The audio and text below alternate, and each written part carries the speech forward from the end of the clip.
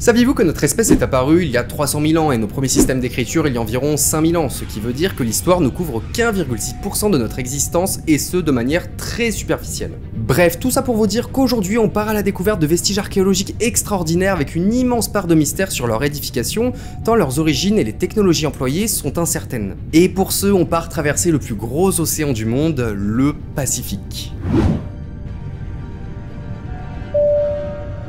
Bonjour à toutes et à tous et bienvenue à bord de His Theory. La plongée va bientôt débuter, ainsi nous vous prions d'attacher votre ceinture de sécurité. Tout l'équipage de His Theory vous souhaite un excellent voyage.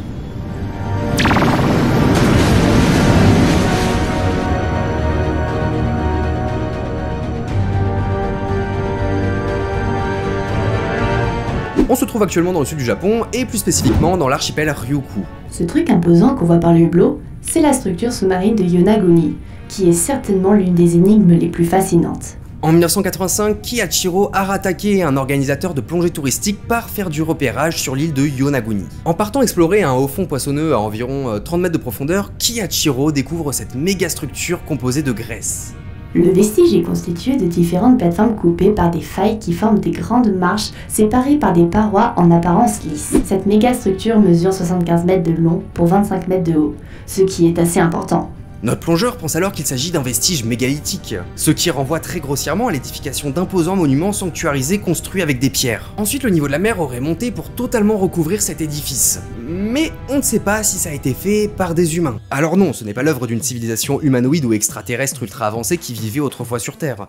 Si je dis ça, c'est parce que certains chercheurs pensent que cette structure aurait pu être formée par une activité géologique remarquable. Enfin, avant de savoir qui de l'homme ou de la nature a érigé cette structure, on va chercher à savoir quand elle a été concrètement constituée. On pense sérieusement que la formation du site de Yonaguni se serait opérée il y a 2000 ou 3000 ans. En tout cas, c'est ce que révèlent les échantillons de corail soumis au carbone 14. Du coup, si intervention humaine il y a, ce serait certainement le fruit d'un immense travail d'une civilisation très ancienne. Mais bref, pour trancher sur l'origine du site de Yonaguni, on va confronter les deux travaux de recherche les plus concrets établis à ce jour. Premièrement, l'enquête menée par le professeur Masaaki Kimura en 1996 affirme que cette structure est l'œuvre d'humains qui auraient vécu il y a environ 5000 ans. Et pour appuyer cette théorie, il utilise 4 critères, qui sont la grande quantité de marches présentes sur la structure, sa forme générale qui s'apparente fortement à un édifice conçu et bâti. D'ailleurs, il fait le rapprochement avec les Guzuku, des châteaux originaires de l'archipel.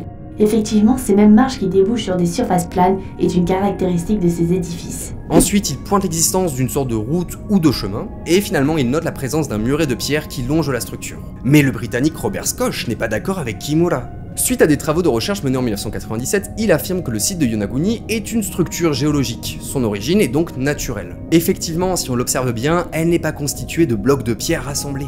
Mais tout de même, ça ressemble sacrément à un bâtiment ce truc. Et Schoch pense que cette méga structure, bien que non artificielle, aurait été modifiée puis utilisée par des êtres humains, notamment pour s'en servir comme d'une carrière de pierre. Finalement, les observations et les hypothèses de Mura et de Schoch se répondent.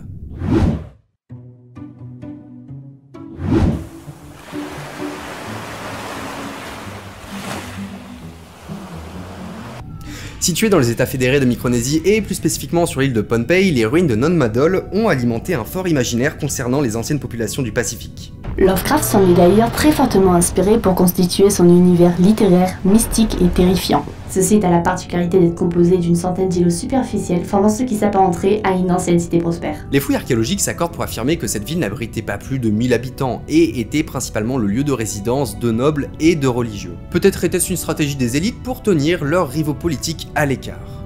Mais en soi, on ne sait pas grand chose de cet endroit. Si on en croit les récits, il aurait été le siège de la dynastie Sodoleur qui aurait régné de 1100 à 1600 sur l'île.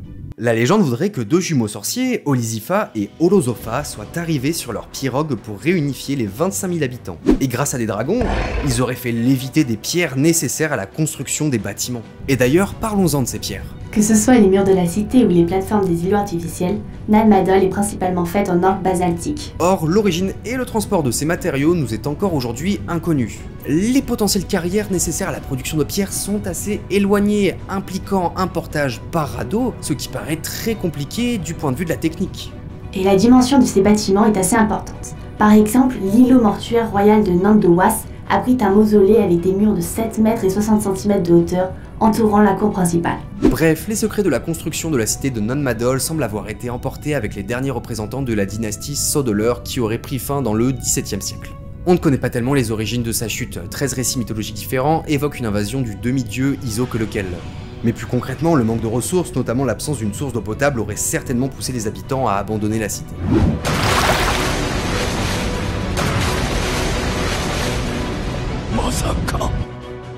Et pour clore notre petite liste des mystères archéologiques du Pacifique, on va se rendre en Polynésie extrême-orientale, sur l'île de Rapa Nui, plus connue sous le nom d'île de Pâques. On ne présente plus les Moai, ces gigantesques visages sculptés posés sur leur plateforme qui devaient certainement être des lieux cérémonials à caractère religieux. Ces statues constituent le principal attrait touristique du territoire.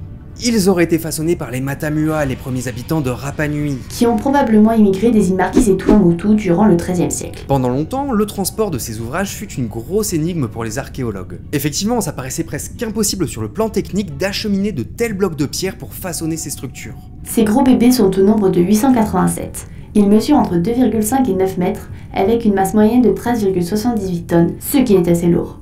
Alors je vous laisse imaginer qu'un tas de théories fumeuses ont émergé pour tenter d'expliquer ces réalisations. Notamment celle sur le méga-continent englouti de Mu. Les habitants de cette terre disparue très avancée technologiquement auraient bâti les Moai, tout comme la cité de Nan Madol et la structure de Yonaguni. D'ailleurs j'ai fait une petite vidéo sur le sujet si ça vous intéresse. Bref, les théories les plus osées iront jusqu'à affirmer que des peuplades extraterrestres seraient les bâtisseurs originels de ces sculptures.